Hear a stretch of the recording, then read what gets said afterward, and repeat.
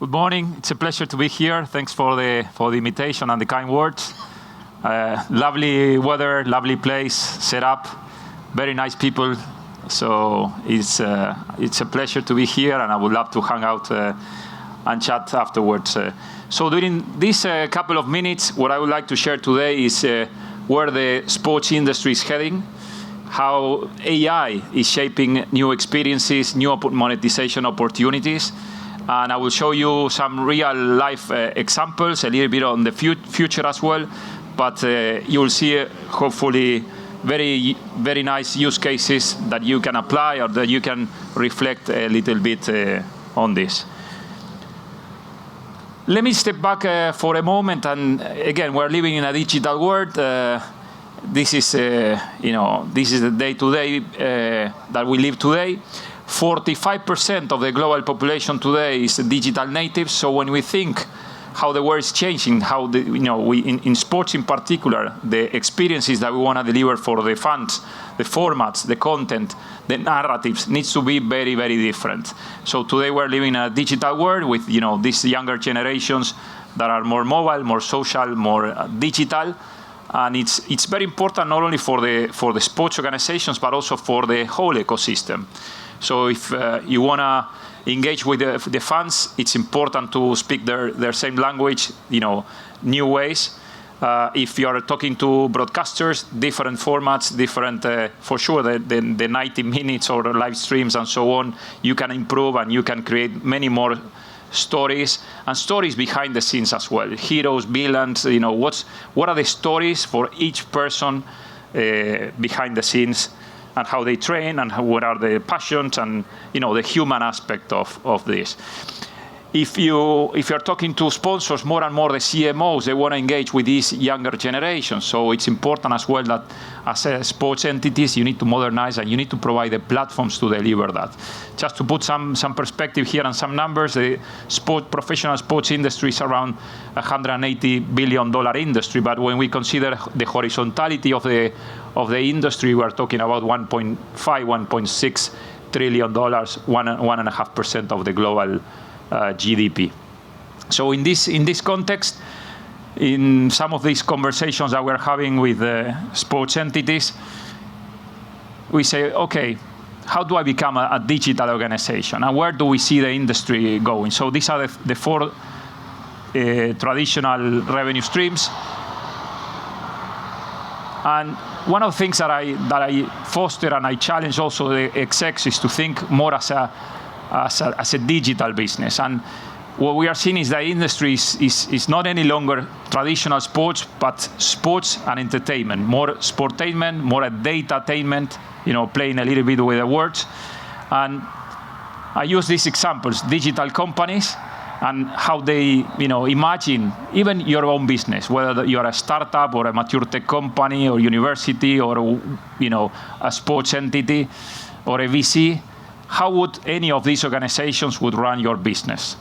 So you have sold the TV rights already. But you can create a lot of content. So what if you see, for example, here Disney or Disney Plus or Netflix or the likes of Red Bull. So they sell energy drinks, but they have created a lifestyle brand, and they are creating lots of content. So how do you think your sports organization as a media company, as a like Red Bull media house, how do you create content every single day? If you have a stadium, and whether that's a $50 million stadium or the Allegiant or stadium in Las Vegas Raiders, which they have invested $3.6 billion facility, how do you provide the fans, the consumers, the very best experience like Disney? Right? So how do you drive and create unforgettable moments for those fans? You have, in some cases, millions or hundreds of millions of fans. How do you manage the data? How do you think this as a data company like Facebook, and how you deliver those experiences for the fans and really understand and hyper-target those organizations, those fans? And then a gaming platform. So you can create also games and services for the fans to bring the whole family and new audiences to specific sports. So my point here is that more and more sports is becoming sportainment, datainment, and once you realize and you provide a single identity of the fans and you manage the data, you are able to deliver new experiences. So we're more and more thinking of a sportainment, datainment, and what I call Uberization concept of this marketplace, because then you have your commercial ecosystem, partners, not only sponsors, but the commercial ecosystem where you can drive monetization. The point is, again, you can boost traditional revenue streams as well as create new offerings, new products and services. I'm being asked, okay, I understand the vision, I understand the why. How do I build a digital organization? And it starts with your consumer, it starts with your fan. Understand, what are the moments before, during, and after. Very, very important.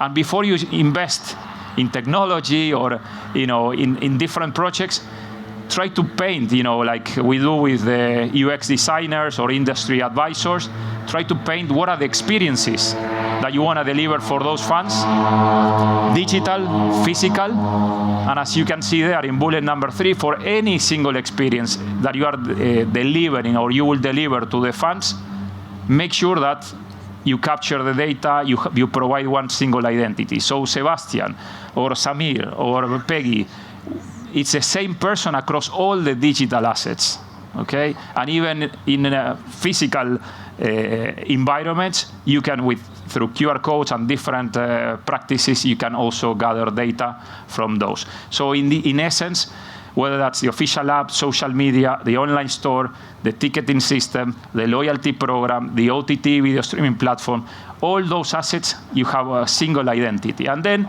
with the data, you create a virtuous circle, really hyper-targeting, segmenting, properly and understanding the fans and so on.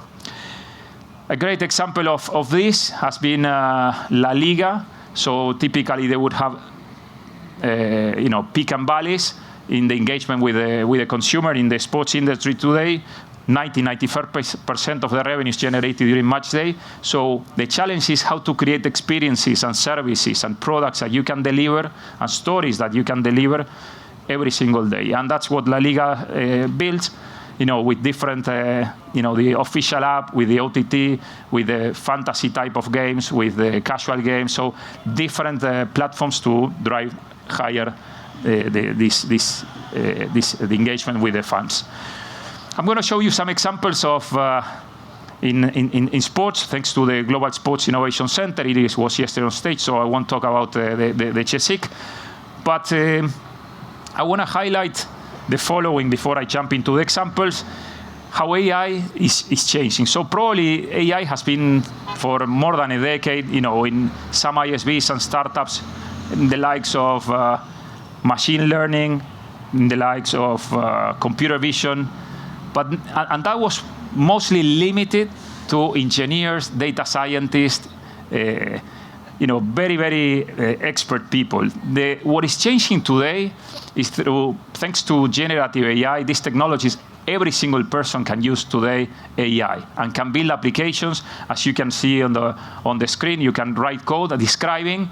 I was on the plane building a game, I was playing.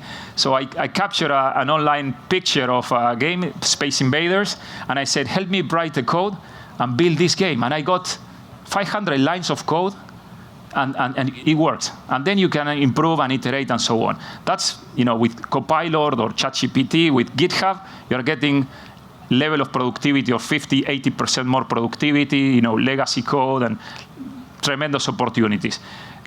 Copilot for consumers, Copilot for knowledge workers, so you can get debriefs and next actions after a call, and you can create presentations and lots of things that you can do. But the most important thing here is, and you will see some examples, that Microsoft, in this case, is providing building blocks for partners to build their own copilots, for partners to build their own agents. And we'll talk more about agents in a moment. So let's take the 4 pillars that I mentioned. I'll show you a few examples of this. So today the stadiums, in the first one, which is match day, this is tickets, food and bev, and experiences within the stadium. The stadiums are not getting bigger in terms of number of seats, but they are trying to, the vision that we're fostering is provide better experiences. So maybe I don't understand why in certain places you have seats that are, you are one to the other and you don't have much space, like the parking lots where you don't have enough space. So the trend is, how do you deliver a great experience and every single person in a stadium feels like a VIP? So we're seeing multi-purpose stadiums with this level of investments that I mentioned before. How do you have a stadium full every single day? You create you think of a stadium as a theme park. In this case, you can see there concerts, cultural activities, things that you can use every single day. Madison Square Garden in New York hosts 380 plus events per year. So more than one event per day. You make it more sustainable. You see one of the command and control centers there, pretty similar to the Qatar World Cup. So where you can create a digital twin, which is a digital representation of a stadium. And in that sense, what you can do is every single object, every single entity, a turnstile, a chair, the lights, the pumps, the cameras, everything is part of a model, and then you can plan, you can operate, and also simulate. The purpose of this is to reduce energy consumption, water consumption, waste, manage crowd, and also have a situational awareness system, everything powered by AI. And lastly, sustainable, as I mentioned before, there is a triple bottom line aspect of this, making more sustainable, but also more profitable and with a service to the community as well.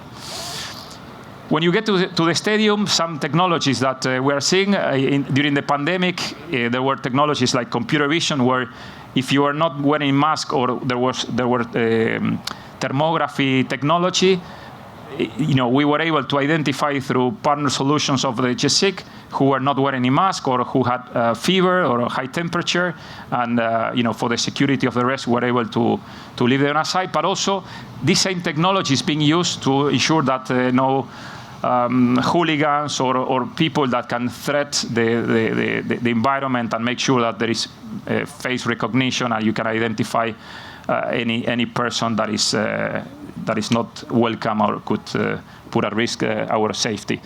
The other scenario that I like a lot, okay, you get to the stadium, but then you have to identify, okay, I'm always lost in the stadiums. What's the closest gate? How do I get to the seat? So you can see on the screen examples of partners that are doing indoor navigation. So you get with your smartphone, with augmented reality, the possibility to get to the fan zone, to different places, and so on. And in this example as well, with the case of Miami Heat, not only you can navigate within the stadium and with this opening up your application, you can also see waiting times in bars, coffees, in restrooms. So again, technology today is available. You need to put in place your imagination to drive these experiences, which, by the way, are sponsored by different brands. So these are very affordable and great opportunities to put in place innovation. Once you get into the stadium, I like this a lot, which is the Dallas Cowboys example. So activations, again, driving monetization opportunities for your team, for your club. You pick the favorite players, and then you get a selfie, like a photo call. You can download the app and get the memorabilia. This other one is another partner of GESIC, who has delivered this activation with casual games. So you bring all the family. This activation was in Trafalgar Square, McLaren activation.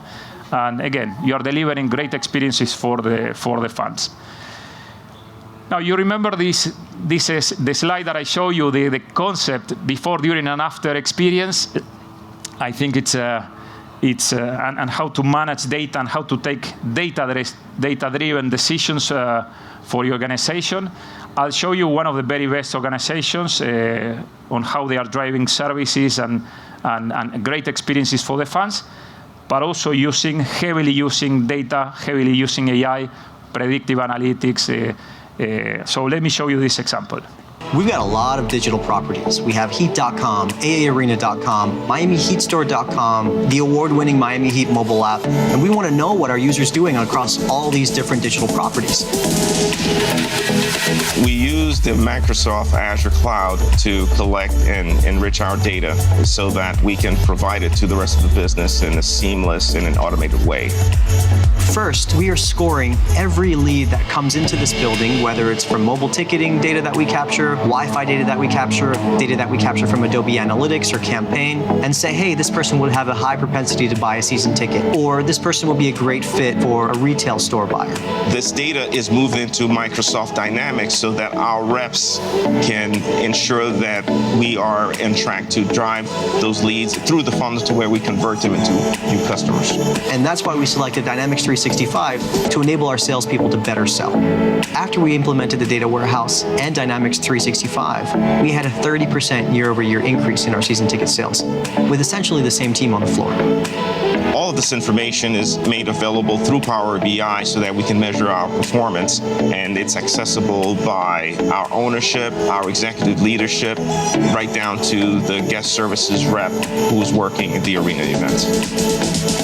Our vision here is we just want to understand our fan. Understanding the fan provides for a great customer experience, but it's also great for our business as well. We now make data-driven decisions rather than focusing on assumptions or the way things used to be done. This has transformed the way we do business. Great example. Moving to the second pillar, engaging massively with fans, leveraging audiovisual rights. I like this example. This is we built this scenario and we show in Real Madrid top execs years back.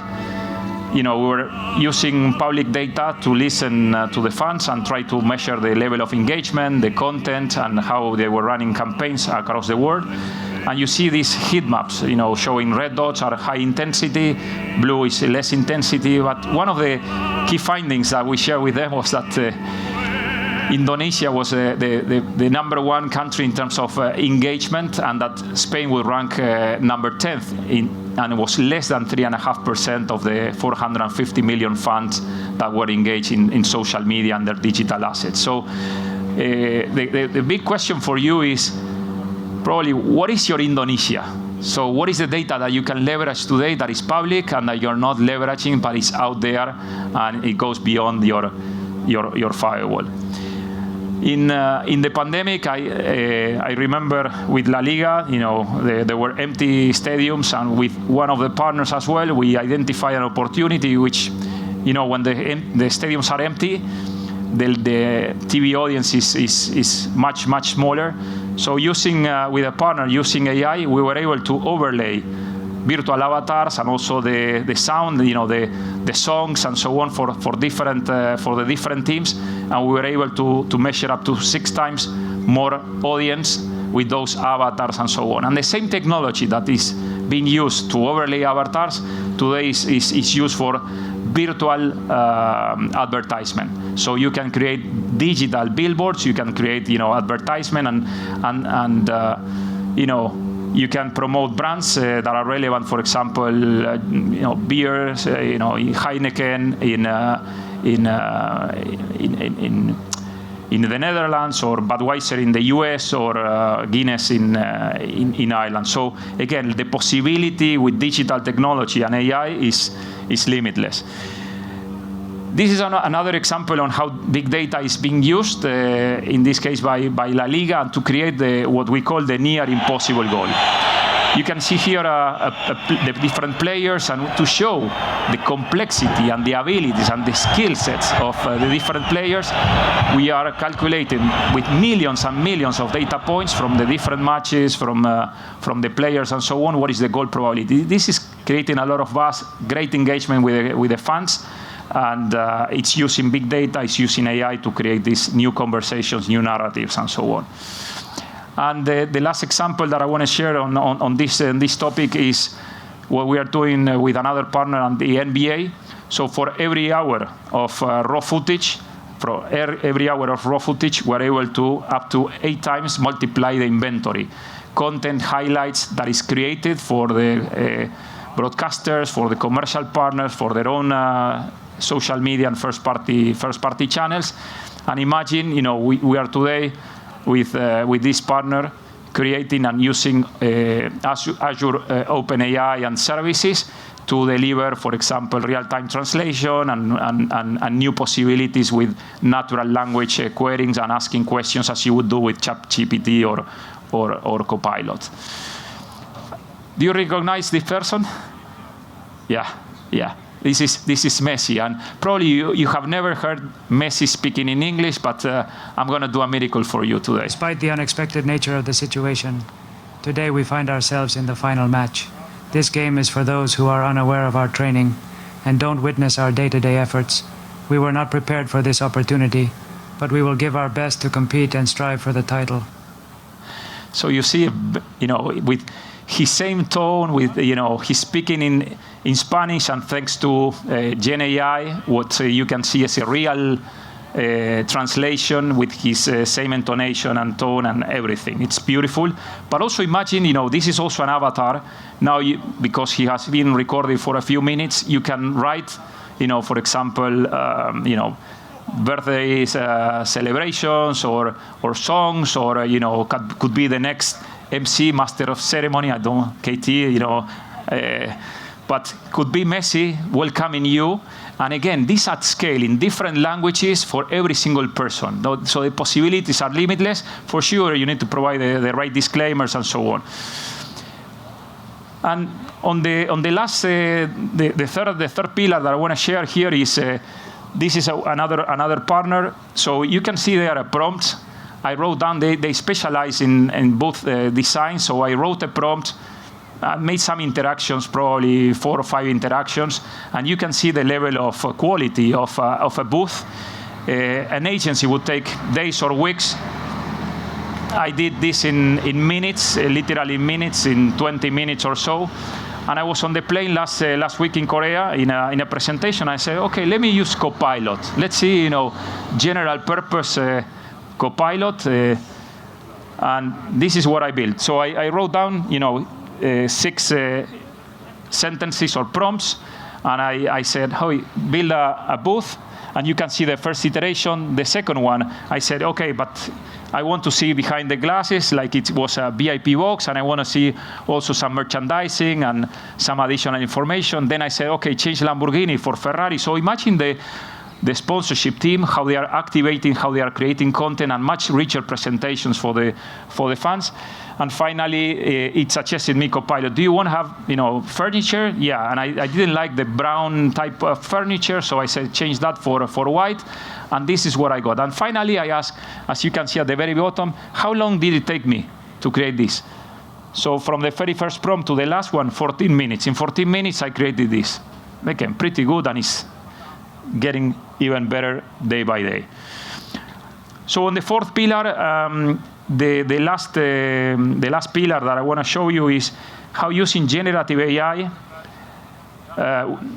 is transforming the way the coaches and the technical staff are taking decisions. So today, not many teams can have the discipline, the data, all the resources that probably the top teams can have. But more and more, we are seeing that Gen AI is democratizing, and ISVs, startups, tech companies are infusing AI and are delivering these simpler to use solutions for the teams. And it will enable every single organization, whether you are the NFL or the likes of Real Madrid, Manchester United, or Manchester City, or whatever, to the breadth of the organizations in sports. Let me show you this short video. I think it's a great example on Gen AI and how to use natural language for this purpose. The Combine is an event that brings together the top 3% of draft-eligible football players.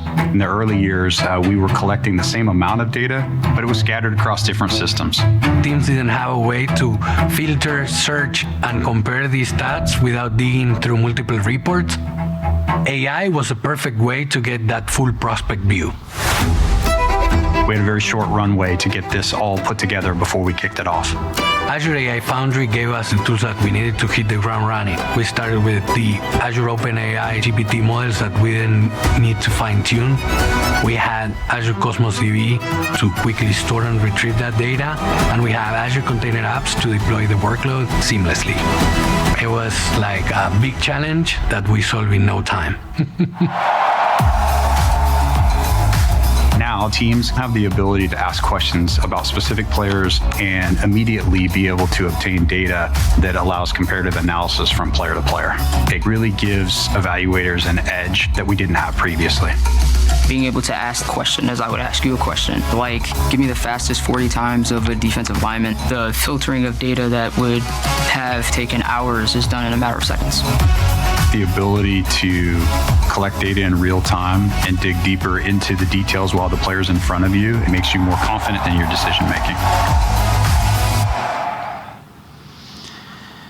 So all the examples that I've shown you are real life examples that are in production, that you can experience, that you can see them. But I want to show you where we're heading from a tech standpoint. So today you have a Copilot. This is a general purpose intelligent assistant in some way. Microsoft is building specific agents. So this is assistants that are running and helping with business processes.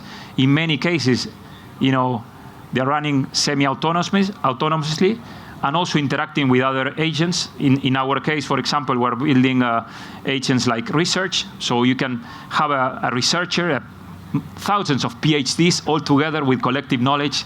As part of that, you can have analysts, you can have project managers, you can have different type of roles.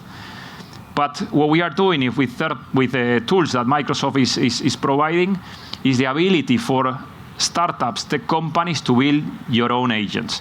So what this means, and it's the concept of this event, is to level up, to democratize technology and making sure that a small team where the marketing manager sometimes manages the store, the physical store. They run the campaigns. They launch the new T-shirt. They, write some post on social media. So now and in the near future, you will be able to hire from third parties those agents, digital workforce that is going to work on those specific scenarios for you. So we're leveling up, we're democratizing and enabling many more opportunities for every single sports organization.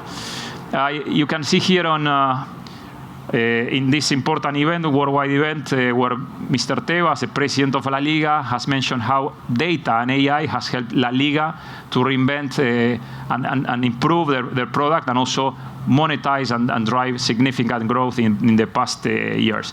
And I want to leave you with one more thought, which is technology is great. It's amazing. The changes are amazing, but you need to think where you are in terms of maturity level, where how you build a plan. It's not just deploying technology per se, but applying and defining what is your AI strategy, what is your plan, how is that connected to your business, how are you staffing your organization, how are you training your organization, and that's why we have launched with founders AI in Sports program, where we show you examples, and also you can do a lot of hands-on and practical examples to use Copilot and use generative AI, as well as the recent launch that we did with CSIC in Valencia, with the government of Valencia, for sports organizations to test business applications from startups and tech companies, so you're all invited to participate. An analogy here would be, if you are going to run a Formula One car, it's a team effort. So you need to have a strategy, you need to have a pilot, you need to have the engineers, you need to have the people trained, and this is the concept that we are trying to foster. It's about people, it's about empowering them and giving them more possibilities. So in a nutshell, and just to finalize my session here, is, again, we're trying to democratize the innovation, we're trying to level up every single organization, and I'm happy to hang out afterwards. Thank you so much.